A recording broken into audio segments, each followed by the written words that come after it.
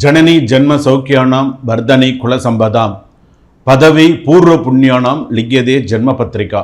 சூரிய சோம அங்காரக புத குரு சுக்ர சனிபியஸ்ட ராகவே கேத்தவே நமஹா. 12 ராசிகள் 9 கிரகங்களோடு அனுகிரகத்தோடு 27 நட்சத்திரங்களுடைய ஆசீர்வாதங்களோடு டிசம்பர் மாத பலன்களை நம்ம பார்க்க போகிறோம். டிசம்பர் மாத பலன்கள் என்று சொல்லக்கூடிய கார்த்திகை மாதத்தில் ஒரு 15 நாட்கள் இருக்குது. அதே போல் மார்கழி மாதத்தில் ஒரு 15 நாட்கள் இருக்கும்.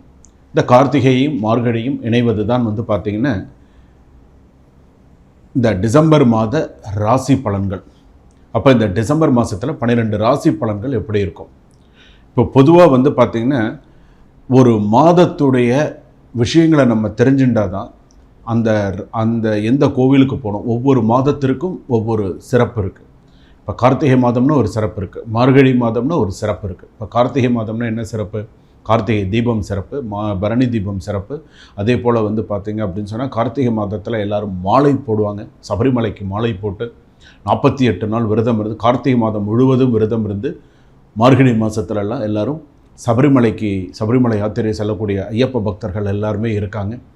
ஸோ அப்படி இருக்கக்கூடிய அதாவது ஒரு சில விஷயங்கள் நம்ம ஜோதிடத்தில் ஒரு மாதத்துடைய பலன்களை நம்ம சொல்லி அடுத்த விஷயங்களை நம்ம சொல்கிறோன்னு சொன்னால் அப்போ அந்த பலன்களுக்கும் அந்த மாதங்களுக்கும் தனி சிறப்பு உண்டு. எந்த ஆலயத்திற்கு நம்ம போகணும், என்ன பரிகாரங்கள் நம்ம செஞ்சுக்கணும், ஒவ்வொரு மாதத்துக்கும் நம்ம ஒவ்வொரு விஷயங்கள் நம்ம தெரிஞ்சுக்கணும். அப்போ இந்த ராசி இந்த இப்போ மேஷ ராசி நம்ம எடுத்துனோன்னா எப்படி நம்ம பண்ணணும், எந்த கோவிலுக்கு நம்ம போகணும், நம்ம எப்படி இருக்கணும் அப்படிங்கிறத நம்ம தெரிஞ்சுக்கிறோம். அப்போ இந்த சபரிமலைக்கு எல்லாருமே யாத்திரை போவாங்க. சபரிமலை யாத்திரை போகும்போது எப்படி இருக்கும்? ஒவ்வொருத்தரும் பார்த்திங்கன்னா சில பேர் அந்த ஒவ்வொரு ஆலயத்திற்கும் சென்று வருவார்கள். ஒவ்வொரு ஆலயம் போவாங்க. சமயபுரம் போவாங்க. அதே போல் பார்த்திங்கன்னா ராமேஸ்வரம் போகக்கூடியவர்கள் இருப்பாங்க. ஒவ்வொருத்தரும் ஒரு ஆலயங்களை தொட்டு தேனி போகும்போது தேனி பக்கத்தில் இருக்கக்கூடிய சில சிவாலயங்கள் அந்த மாதிரி இருக்கக்கூடிய கோவில்களுக்கு அப்படியெல்லாம் கோவில்களுக்கெல்லாம் போகும்பொழுது உங்களுடைய ராசிக்கான கோவில்கள் அப்படி அது போகும் வழியில் வருது அப்படின்னு சொன்னால் அந்த ராசிக்கான கோவிலை நீங்கள் டச் பண்ணி போனீங்கன்னா ரொம்ப சிறப்பு. இந்த கோவிலுக்கு போக சொல்லியிருக்காங்க, ஸோ இந்த கோவிலுக்கு போயிட்டு போனால் ரொம்ப விசேஷமானது, என்னுடைய நட்சத்திர ராசிக்கு இந்த கோவில் சொல்லியிருக்காங்க சுவாமி, அப்போ இந்த கோவிலுக்கு நான் போயிட்டு வந்தால் எனக்கு நல்ல சிறப்பான விஷயங்கள். இப்போ நீங்கள் இதற்குன்னு போகிறதில்ல. அப்போ சபரிமலைக்கு நீங்கள் போகும்பொழுது உங்களுக்கு அந்த மாதிரி நீங்கள் போய் அந்த சுவாமி தரிசனம்லாம் நீங்கள் பண்ணினீங்க அப்படின்னு சொன்னால் ரொம்ப விசேஷமானது. இப்போது இந்த 27 நட்சத்திரம் நமக்கு இருக்குது. அஸ்வினி நட்சத்திரத்திலிருந்து ரேவதி நட்சத்திரம் வரையில் இருக்குது.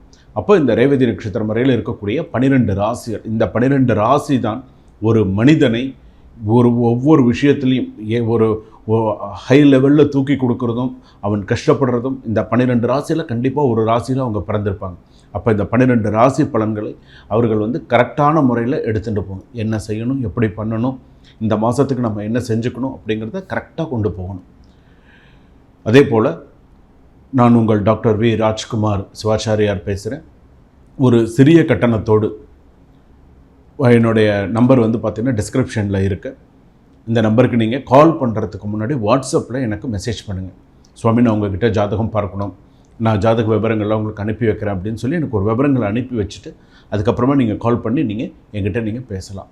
அப்படி நீங்கள் பேசும்போது உங்களுக்கு எல்லா விவரங்கள் எல்லாம் உங்களுக்கு சொல்லுவேன். ஸோ என்னென்ன பண்ணணும், உங்களுடைய சுய ஜாதகப்படி என்னென்ன இருக்குது அப்படிங்கிற விஷயங்கள் எல்லாமே உங்களுக்கு நான் சொல்ல முடியும். சரிங்களா? மீனராசி நேயர்களே, உங்களுக்கு டிசம்பர் மாதம் எப்படி இருக்கும்? பூரட்டாதி நட்சத்திரம் மீனராசி, உத்திரட்டாதி நட்சத்திரம் மீனராசி, ரேவதி நட்சத்திரம் மீனராசி. இந்த மீனராசிக்கு அப்படின்னு சொல்லும்போது விரயத்தில் குரு, விரயத்தில் சனி இருக்கார். விரயத்தில் சனி இருக்கும்போது நிறையா விஷயங்கள் அபரிவிதமான செலவுகள்லாம் நிறையா இருக்கும், சுப செலவுகள்லாம் நிறையா இருக்கும். ராசிக்கு 3ஆம் இடத்துல குரு இருக்கார். ராசிக்கு அப்படின்னு எடுத்துக்கும்போது வாழ்க்கை சிறப்பாக இருக்கும். உங்களுடைய நட்சத்திர ராசி அப்படின்னு சொல்லும்போது உத்திரட்டாதி நட்சத்திரம் கடுமையாக வேலை செய்ய வேண்டும். வேலை விஷயங்கள்லாம் பார்த்திங்கன்னா விட்டு கொடுக்காமல் செய்யணும். நீங்கள் உண்டு, உங்கள் வேலை உண்டு, விட்டு கொடுக்காமல் உங்களுக்குன்னு இருக்கக்கூடிய ஒரு நல்ல பேரை காப்பாற்றிண்டு நிறைய நல்ல விஷயங்களை நீங்கள் அப்படியே செஞ்சுட்டு வரணும். உத்திரட்டாதி நட்சத்திரம் பொறுத்தளவுக்கு. ரேவதி நட்சத்திரம் மீனராசி பொறுத்தளவுக்கு சுபகாரியங்கள், சுப விசேஷங்கள், நிறைய நல்ல விஷயங்கள் எல்லாம் கண்டிப்பாக கூடி வரும். ரேவதி நட்சத்திரம் மீனராசி நிறைய நல்ல விஷயங்களுக்கெல்லாம் செலவு பண்ணுவீங்க. நிறைய நல்ல விஷயங்கள்லாம் தானாக நடக்கும். சில விஷயங்கள்லாம் நல்ல விதமாக கூடி வரும். அதே போல் சில விஷயங்கள் வந்து பார்த்திங்க அப்படின்னு சொன்னால் புரட்டாதி நட்சத்திரம் மீனராசி பொறுத்தளவுக்கு சில தர்ம சங்கடமான சூழ்நிலைகள்லாம் வரும். ஸோ கவனமாக இருக்கணும். செலவுகள் அதிகரிக்கும், இடமாற்றம், அலைச்சல் அதிகமாக இருக்கும். அதே போல் வந்து பார்த்திங்கன்னா புத்திரபாகியம் உண்டு, திருமணம் கூடி வரும். ஸோ நிறைய நல்ல விஷயங்கள்லாம் கூடி வரும், புத்திரபாகியங்கள்லாம் கூடி வரும், நிறைய நல்ல விஷயங்கள்லாம் நடக்கும். வீண் வாக்குவாதத்தை தவிர்ப்பது நல்லது. அரசியல் துறையில் இருக்கக்கூடியவங்க, அரசாங்க துறையில் இருக்கக்கூடியவர்கள் கவனத்தோடு இருக்கணும். அரசியலிலும் கவனம் தேவை, அரசாங்க விஷயத்திலும் கவனம் தேவை அப்படின்னு சொல்லியிருக்கேன். அதே போல் நேர்மையாக செயல்பட வேண்டும். எந்த ஒரு விஷயத்தையும் குறுக்கு வழியில் சில விஷயத்தை சாதிச்சிடலான்னு நினைக்கவே நினைக்காதீங்க. குறுக்கு வழியில் போனால் முடிச்சிடலான்னு நினைக்காதீங்க. அது என்றைக்குமே உங்களுக்கு ஒரு ஆபத்து தான். ஸோ நேர்மையான வழியில் நேர்வழியிலேயே போங்க. கொஞ்சம் லேட்டானாலும் நல்ல பேர் இருக்கும், நல்ல விஷயங்கள் இருக்கும். குறுக்கு வழியில் போனீங்கன்னு சொன்னால் குறுக்கு வழியில் ஆதாயம் தேட நினைப்பவர்களுக்கு பின்னாடி பெரிய பிரச்சனைகளும் கஷ்டங்களும் கண்டிப்பாக வரும். ஸோ ஜாக்கிரதையாக இருங்க. அதே போல் வந்து பார்த்திங்கன்னா கண்டதை போட்டு மனசில் போட்டு குழப்பிக்காதீங்க. இது செய்யலாமா, அப்படி செய்யலாமா, இப்படி செய்யலாமா, அடுத்தடுத்து என்னென்ன செய்யலான்றத மனசை கொஞ்சம் தெளிவாக வச்சுக்கோங்க. அதுதான் உங்களுக்கு நல்லது. அடுத்ததாக வந்து பார்த்திங்க அப்படின்னு சொன்னால் கும்பராசிக்கு வந்து பார்த்திங்கன்னா இப்போ கும்பராசியில் வந்து பார்த்திங்கன்னா சனி பகவான் இருக்கார். இப்போ சனி அங்கே அதில் இருக்கும்பொழுது வந்து பார்த்திங்கன்னா சொத்து சம்பந்தமான விஷயங்கள்லாம் வந்து நிறையா பிரச்சனைகள் வரும். சொத்து சம்பந்தமான விஷயங்கள்லாம் நிறையா போட்டி பொறாமைகள் அதிகமாக இருக்கும். கைவிட்டு போகிற மாதிரி இருக்கும் சில விஷயங்கள் வந்து பார்த்திங்க அப்படின்னு சொன்னால் நம்ம ஒரு நமக்குன்னு வர வேண்டிய சில பாகங்கள் வராமல் நமக்கு பிரச்சனைகள்லாம் இருக்கும். ஸோ இந்த மாதிரியான சூழ்நிலைகள்லாம் கண்டிப்பாக வரும். ஸோ நம்ம என்ன செய்யணும் அப்படிங்கிறத கொஞ்சம் யோசித்து கொஞ்சம் அவசரப்படாமல் செய்யுங்க. குழந்தைகளோட படிப்பில் நிறைய கான்சன்ட்ரேட் பண்ணுங்கள். மாணவிகள் படிப்பு நல்லாயிருக்கும், இன்னும் நிறைய கான்சன்ட்ரேட் பண்ணுங்கள். அதே போல் தொழில் சார்ந்த விஷயங்கள் செய்திருக்கக்கூடியவர்களுக்கு, பங்கு சந்தையில் ஷேர் மார்க்கெட்டில் இருக்கிறவங்களுக்கெல்லாம் நல்ல செய்திகள், நல்ல விஷயங்கள்லாம் இருக்கும். முதலீடு பண்ணும்போது கவனமாக முதலீடு பண்ணுங்கள். நான் ஒரு சொத்து வாங்க போகிறேன், சில விஷயங்கள் நான் செய்ய போகிறேன் அப்படின்னு சொன்னால் அந்த மாதிரி விஷயத்தில் கொஞ்சம் கவனமாக செயல்பாடு பண்ணுங்கள். அப்போ தான் மீனராசி பொறுத்தளவுக்கு கொஞ்சம் கரெக்டாக இருக்கும். மீனராசிங்கிறது என்ன ராசி? ஜலராசி அப்படின்னு சொல்லுவாங்க. ஜலராசின்னா ஓடிண்டே தான் இருக்கணும். நீங்கள் ஓடிண்டே இருந்தால் தான் உங்களுக்கு காசு. நீங்கள் உட்காந்துட்டா காசு கிடையாது. அதே போல் ஒரு டிரான்ஸ்போர்ட் நடத்துகிறவங்களுக்கு வந்து பார்த்திங்க அப்படின்னு சொன்னால் நல்ல லாபம் இருக்கும்.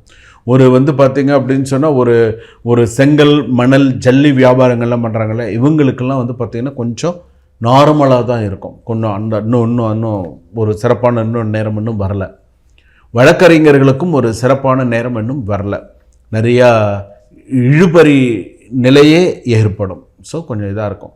அதே போல் சில விவசாய சம்மந்தப்பட்டவர்களுக்கெல்லாம் வந்து பார்த்திங்க அப்படின்னு சொன்னால் சில விஷயங்கள்லாம் நல்லா ஆதாயம் கிடைக்கக்கூடிய அளவுக்கு, விவசாயிகள் மகிழ்ச்சியாக இருக்கிற அளவுக்கு சில விஷயங்கள்லாம் நடக்கும். புதிதாக நெல் சாகுபடி செய்கிறது, புதுசாக சில விஷயங்கள் செய்கிறதெல்லாம் நல்ல விஷயமாக நல்லதாக இருக்கும். அதே போல் மீனராசியில் இருக்கக்கூடியவர்கள் மதுரை மீனாட்சி அம்மன் வழிபாடு உங்கள் ஜாதகத்துக்கு ரொம்ப சிறப்பான ஒரு விஷயமா இருக்கும். மீனாட்சி அம்மன் வழிபாடு ஜாதகத்தில் நிறையா பண்ணுங்கள். டைம் கிடைக்கும் போதெல்லாம் போயிட்டு வாங்க. திருமங்கலக்குடி போயிட்டு வாங்க. அதுதான் ரொம்ப இன்னும் சிறப்பு. திருமங்கலக்குடி நேரம் கிடச்சிதுன்னா கும்பகோணம் கிட்டே இருக்கக்கூடிய திருமங்கலக்குடி போயிட்டு வாங்க. அது நிறைய சிறப்பான நிறைய நல்ல விஷயங்கள் உங்களுக்கு நடக்கும். பாசிட்டிவ் வைப்ரேஷன்ஸ் நிறையா இருக்கும். அதே போல் வெள்ளிக்கிழமையில் வீட்டிலையே நவதானியத்தில் தீபம் ஏற்றுங்க. அது இன்னும் உங்களுக்கு சிறப்பு. கோவிலுக்கு போய் முடிஞ்சால் கோவிலில் போய் ஏற்றுங்க.